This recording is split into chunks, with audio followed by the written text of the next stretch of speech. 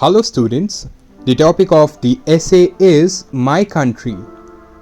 India is a beautiful country in Asia. It is the 7th largest country in the world. It is full of different cultures and traditions. The capital of India is New Delhi. India has many famous places like the Taj Mahal, Red Fort and Qutub Minar. India is known for its tasty food like rice and curry. We celebrate many festivals such as Eid, Diwali and Christmas. People in India wear different clothes like saris and kurtas.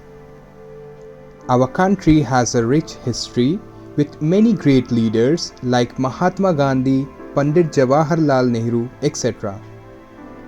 I am proud to be from India and love my country very much. Don't forget to subscribe.